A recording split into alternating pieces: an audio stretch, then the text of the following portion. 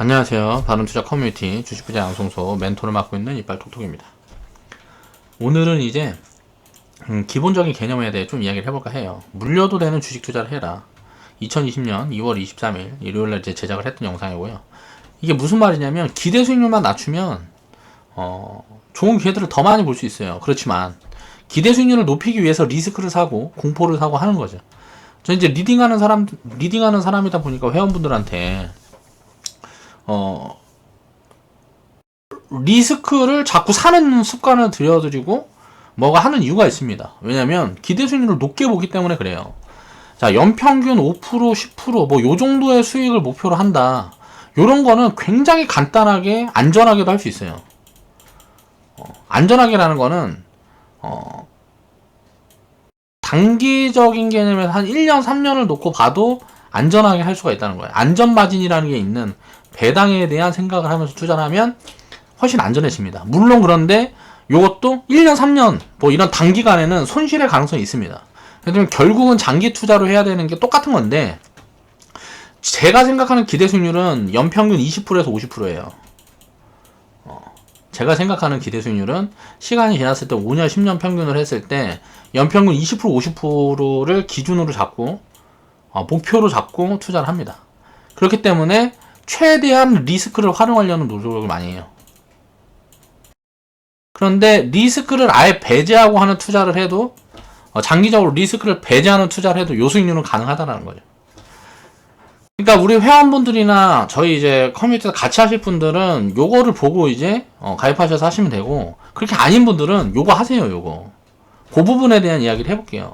물려도 되는 주식 투자를 하라는 거예요. 배당을 많이 주는 회사를 장기적으로 매집을 하세요. 그러면 손실이 불가능합니다. 그 부분에 대한 내용으로 오늘은 얘기를 많이 해볼 거예요. 자, 은행 섹터가 물론 이게 은행 섹터도 항상 이런 구간인 게 아니에요. 가치를 판단했을 때 지금 구간이기 때문에 제가 이런 말씀을 드리는 거죠. 지금 구간에서의 은행 섹터는 저는 리스크가 없다고 생각을 해요. 없거나 작거나. 그러니까 은행이 전부 다 망한다라는 가정을 해보면 리스크가 있을 수 있겠지만 그렇게 된다는 거는 우리나라가 붕괴된다라는 가정과 이꼬르니까 그렇게 되지 않는다는 가정 하에 괜찮을 거라는 거죠. 은행 섹터가 지금은 물려도 되는 구간이지 싶어요. 추가 매수하면 비중 확대를 계속 해나가도 된다는 소리예요. 그래서 우리도 장기적으로 현금으로 갖고 있는 것보다 은행주 이런 것들을 사는 게 낫기 때문에 가치주에 대한 이야기 계속 하는 겁니다.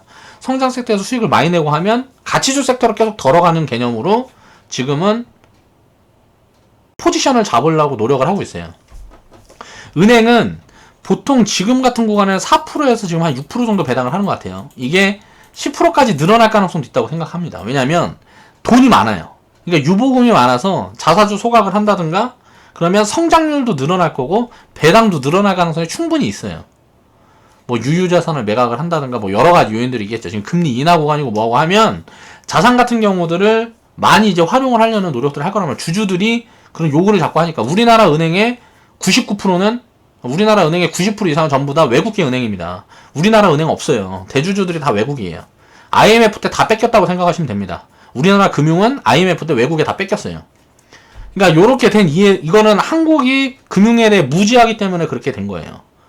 우리 은행인가 뭐만 빼고는 전부 다 외국계 은행이라고 보시면 돼요. 그러면 외국계 은행들은 우리나라 국민들 상대로 이자 놀이 해갖고 거기에 대한 배당이라든가 뭐 시세 차이라든가 이런 걸 챙겨서 자국으로 갖고 가는 그런 구간에 있는 거죠. 굉장히 억울하잖아요. 근데 이제 이게 이런 것들을 알지 못하면 계속 당할 수밖에 없는 거죠. 자, 보겠습니다. 자, KB금융 우리나라 대표적인 은행이에요. 자, 기업은행. 근데 기업은행은 살짝 약간 공산주의 은행이라고 생각하시면 돼요.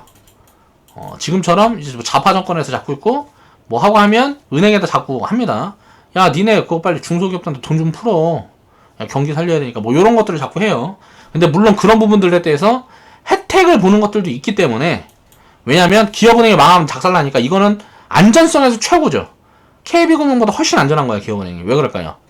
이게 문제가 생기면 나라가 작살나니까 나라에서 세금으로 메워줄 수밖에 없단 말이에요. 한국전력과 비슷한 구조를 갖고 있는 거죠. 다만 수익률은 처질 수가 있다 라고 생각을 해보면 될 것 같고요. 리스크가 있는 자산이 수익률은 더 높은 거예요.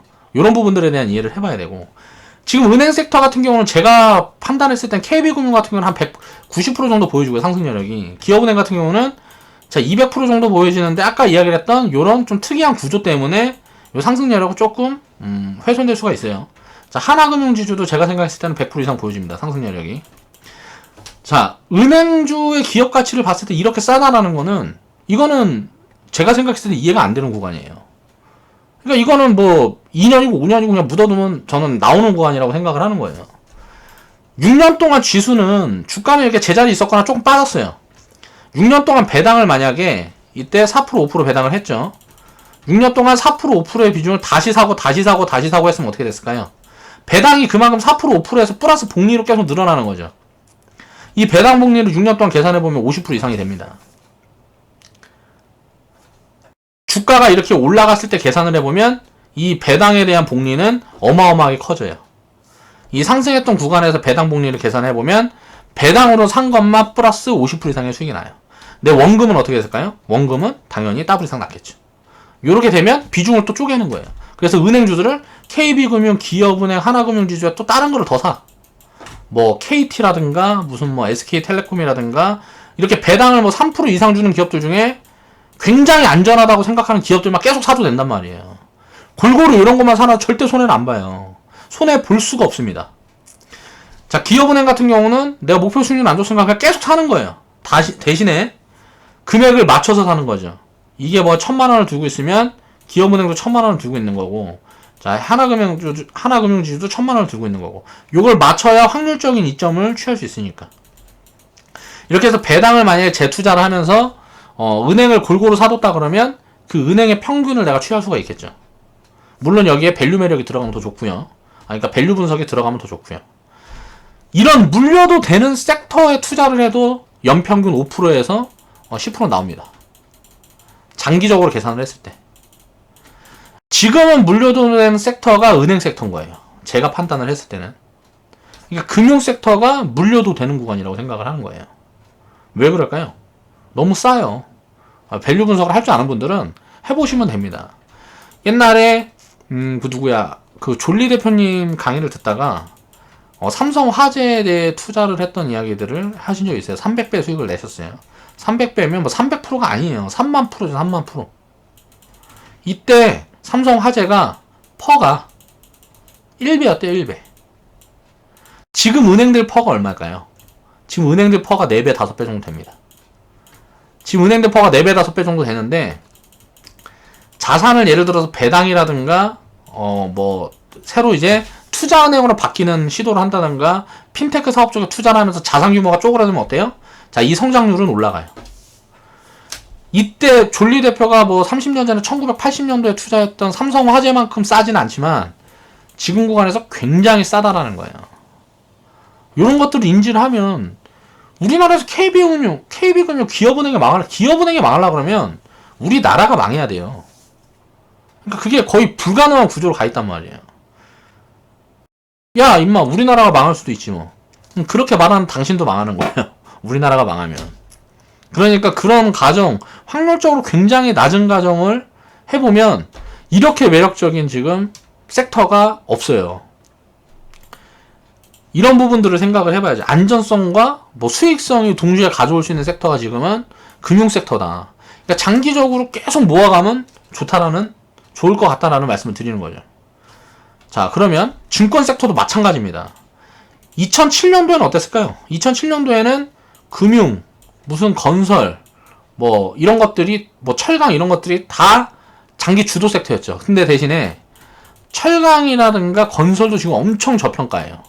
근데 이건 뭐가 있을까요? 사이클 산업이란 말이에요. 그러니까 경제 상황이라든가 이런 사이클에 따라서 되게 뭐 적자도 나오고 흑자도 나오고 할 수 있는 구조를 갖고 있는데 금융 섹터는 계속 흑자가 날 수밖에 없는 구조로 가 있어요. 우리나라 뭐 섬이 다 망한다든가 뭐 이런 상황이 되지 않으면 계속 흑자를 낼 수밖에 없는 구조를 갖고 있단 말이에요. 보험회사 같은 경우는 적자가 불가능한 게 생각을 해보셔야 돼요. 적자가 거의 불가능에 가까운 게 보험료 적자나 보험료 올리면 됩니다. 그리고 또 대출을 해주는데 내 돈 갖고 대출을 해주는 게 아니고 내가 보험료로 들어간 돈에서 이자를 받고 대출을 해줘요. 그러니까 그 뭐 증권 섹터도 마찬가지고 금융 섹터도 마찬가지고 전부 다 뭐 돈놀이를 하는 그런 구간들이기 때문에 훨씬 안전성이 높아요. 철강, 건설 이런 섹터들보다는. 그래서 금융 sek터가 그래서 매력적으로 보이는 거예요. 증권 섹터도 마찬가지입니다. 옛날에는 증권 섹터의 대부분은 수수료로 수익을 냈어요. 근데 지금은 수수료의 곱하기 2가 뭘까요? 이게 대출이에요, 대출. 그러니까 증권회사도 지금은 신용 같은 거 빌려주고 하면서 우리가 뭐 주식하고 하면 신용이 막 늘어났다 줄었다 하면 증권회사는 돈 많이 버는 거예요. 그리고 라임 사태 같은 거 한번 터지잖아요. 라임 팔아먹고 DLF 팔아먹고 이렇게 해서 서민들 다 죽이고 돈 버는 거란 말이에요. 그러니까 돈을 못 벌기가 어려운 구조로 가 있습니다. 금융섹터는. 이런 것들을 이해를 하면 투자에 두려움이 없겠죠. 자, 장기적으로 자 2008년도부터 2020년도까지 뭐 2007년도에 사실 시작을 했어도 상관이 없죠. 뭐 고점에서 시작을 했어도 상관이 없어요. 그런데 자 이렇게 밸류 매력 있는 구간부터 투자를 시작했다고 가정을 해보고 장기적으로 보면 어때요? 100% 오면 줄여놓고 자 계속 뭐 예를 들어 추가하면서 하는 거야 내려오면 그러면서 100% 오면 또 줄여놓고 또 이런 구간에 타이밍 보고 또 지금 어때요? 또 온 거예요. 저평가 구간 때만 사면 돼요. 우리나라 내가 지금 HTS를 영웅문을 써. 키움증권 대표적인 정권이라고. 야 라임 사태에 직접적으로 타격을 받으니까 최근에 굉장히 하락이 좀 크게 나오고 있는 대신증권. 대신증권 우선주 같은 경우는 배당을 거의 8%에서 19% 합니다. 대신증권 우선주는 배당을 거의 8% 9%를 해요. 이 12년 배당 복리만 해도 100%가 아니고 요렇게 나눈 구간에는 어떨까요? 자 배당 복리가 뭐 200% 300% 되는 거예요. 배당을 다시 사고 했다 그러면. 이런 투자가 어디 있어요 세상에. 은행에다가 100년 넣어놔봐야 더블 나와요. 내가 100살까지 딱 살면 한 살 때부터 투자를 해야 은행에다 지급금리에서 더블 나온다고. 그런데 자 배당을 다시 사고 또 내가 저축을 하고 해서 만약 장기간 5년 뭐 10년 이렇게 매집을 해서 지금 같은 구간에 주가가 많이 올라가면 또 바꿔야 되겠죠. 근데 물려도 되는 섹터는 요런 섹터가 아니고 다른 섹터겠지. 근데 이게 만약 주가가 많이 올라가지 못하고 지금자리에 계속 있으면 계속 사면 돼요 그냥. 뭐 미래에셋대우 같은 경우도. 그러니까 이렇게 중간중간 요런 포지션들이 한번 올 때마다 비중 줄여놓고 나머지는 계속 사는 자리란 말이에요. 지금 10년, 20년, 10년 동안, 12년 동안 계속 기회를 주고 있어요. 이게 장기적으로 기회를 주는 거 주가가 못 올라간다고 그래갖고 나쁜 회사들이 아니란 말이에요. 아니 예를 들어 10년 동안 예를 들어 이렇게 한 번, 두 번, 세 번, 네 번, 다섯 번, 여섯 번 했으면 이 100% 수익을 뭐 6바퀴 돌린 거잖아요. 예? 그러면 이 12년 동안 곱하기 2는 됐겠죠. 증권 섹터만 운영을 했어도. 연평균 수익률이 뭐 한 7, 8% 나왔겠지. 이렇게 운영했어도 이런 걸로. 근데 나는 이제 기대 수익률을 더 높이기 위해서 이런 섹터는 항상 현금으로 갖고 있기 뭐하니까 성장 섹터의 비중이 성장 섹터가 수익을 많이 주면 그 수익을 덜어서 이런 쪽으로 옮기는 쪽으로 많이 투자를 해요. 그런데 그런 것들에 대한 공부라든가 이런 게 좀 힘들다 뭐한다 하는 분들은 요렇게 하는 거예요. 주식 투자는. 현금을 갖고 있는 것보다 훨씬 나은 거죠. 이런 부분들을 이해를 해야 됩니다. 자, 예금에 목매지 말고 은행주들을 사란 말이에요. 최근에 제가 뉴스를 하나 보면서 많이 웃었는데, 자, 0.5%짜리 0.5%를 주는 이런 특판 상품을 만들었어요. 그러니까 하나은행에서. 자, 1년짜리 월 30만원 가입했는데, 이자 8만원 줍니다. 그러니까, 8만원 벌자고 몇 시간씩 줄 서갖고 수만 명이 가입을 하려고, 난리 부르스를 쳤어요. 그러면서 언론 보도가 엄청 나왔죠. 이건 뭔 말이에요? 유동성이 엄청 풍부하다는 거예요, 시장에. 근데 사람들이 모르니까 요런 데로만 돈이 몰리는 거죠. 은행은 마케팅 효과를 톡톡히 봤죠. 언론에서 하나은행 엄청 때려줬으니까. 은행 예금 보호는 5천만 원뿐 안 됩니다. 은행에 수억 수십억씩 넣어둘 바에 은행주들 장기 투자하란 말이에요. 예금 보호는 5천만 원밖에 안 돼요. 그럼 은행에 예를 들어서 내가 5억을 갖고 있으면 10개 은행에다 쪼개놔야 될 거 아니야. 내 원금을 보장시키려면. 이자 뭐 굉장히 조금씩 받아가면서. 자, 단기적으로 이게 또 이제 나중에는 마이너스 금리가 될 수도 있겠죠. 그럼 유동성은 더 폭발적으로 늘어나는 거니까. 자, 단기적으로 운영해야 될 자금이야. 예금으로 갖고 있어야 되겠죠. 뭐 1년, 3년 이렇게 갖고 있는 자금은 예금으로 갖고 있어야 되겠지.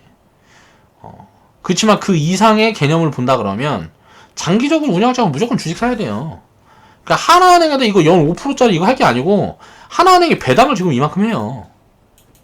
근데 이건 어때요? 한 개를 두잖아요. 월 30만 원밖에 못 해.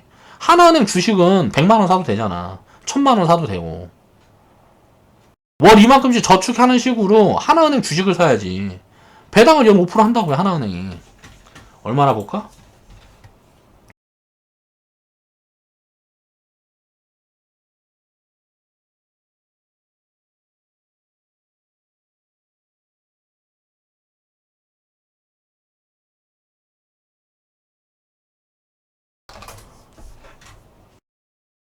하나은행이 배당을 연 5.7% 하네.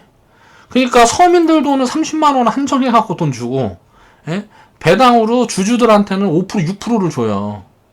연 6%씩을 준다고요.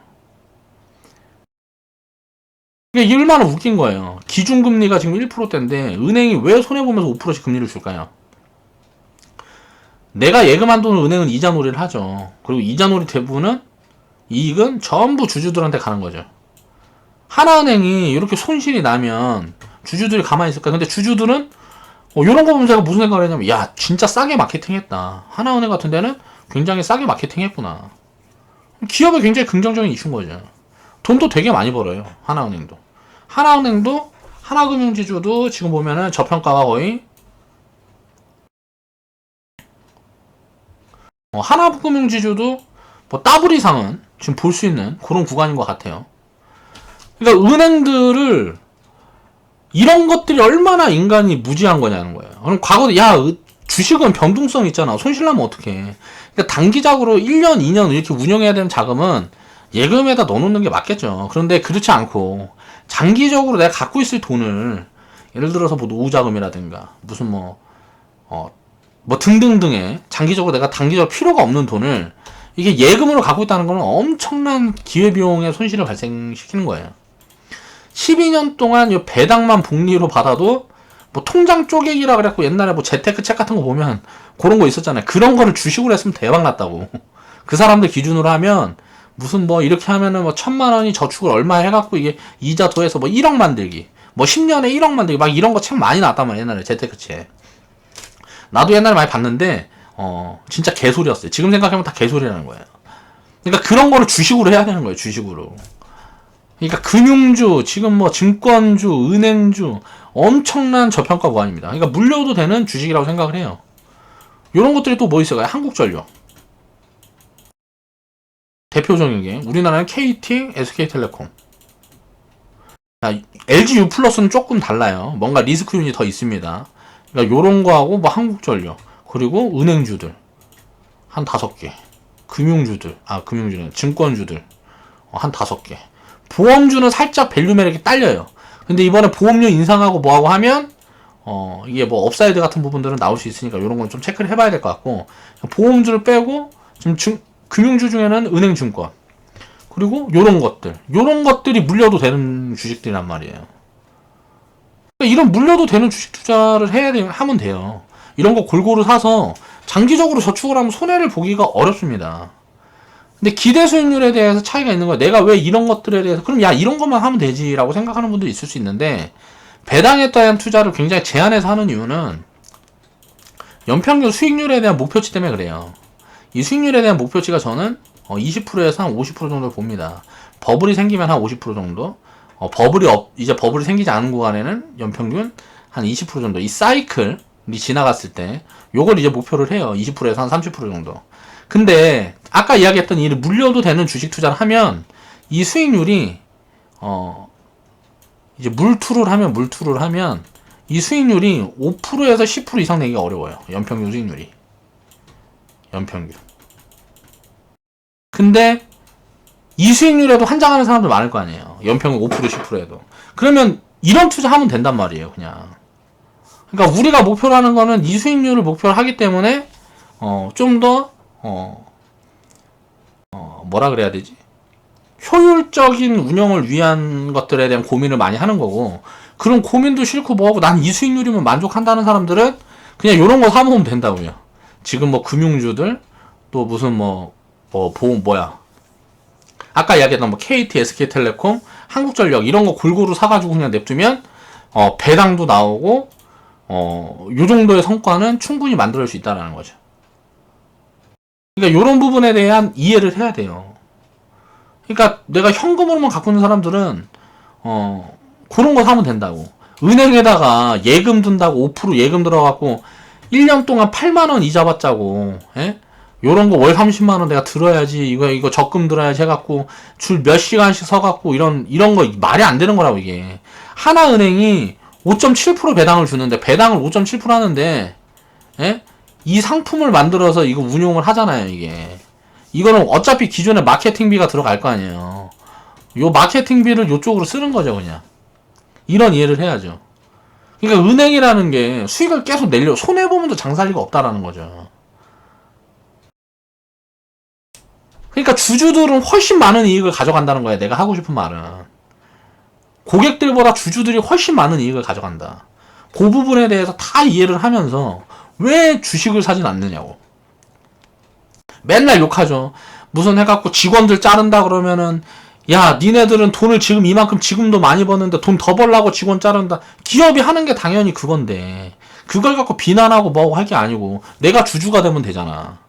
야, 뭐 은행 애들 보면 요즘 뭐 힘들다 그러는데 뭐 점포수 줄이고 뭐 직원 내쫓거나 막 열을 토하면서 사회주의자 같은 사람들이 막 얘기를 많이 하는데 얼마나 멍청한 사람들이. 그럼 내가 주주가 되면 되잖아.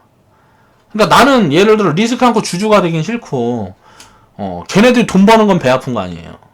은행들은 뭐 공익단체냐고. 이게 다 기업인데. 그러니까 말도 안 되는 논리의 이야기들이라는 거죠. 그냥 주주 되면 돼요, 간단하게. 뭐 하려고 그런 소리를 해요. 돈 많이 벌어? 좋다. 그 회사 주식 사야지. 이게 되게 훨씬 합리적인 거라는 거죠. 그러니까 이거 월 30만원씩, 이거 이자 8만원 맞죠? 여따 하지 말고 이거 하나은행 주식을 사라는 얘기를 하는 거예요. 지금처럼 저평가돼 있을 때. 아까 그 가치에 대한 부분들은 제가 간략하게 설명을 드렸죠. 그 부분에 대해서 내가 스스로 공부를 못하겠다. 어렵다. 이해도 안 되고 뭐하고 한다. 그럼 누구의 도움을 받아야 되는 거고. 그게 스스로 된다는 사람들은 기대 수익률을 좁게 잡으면 자, 이렇게 물려도 되는 투자를 하는 거야. 물투하는 거야, 물투. 물려도 되는 주식 투자.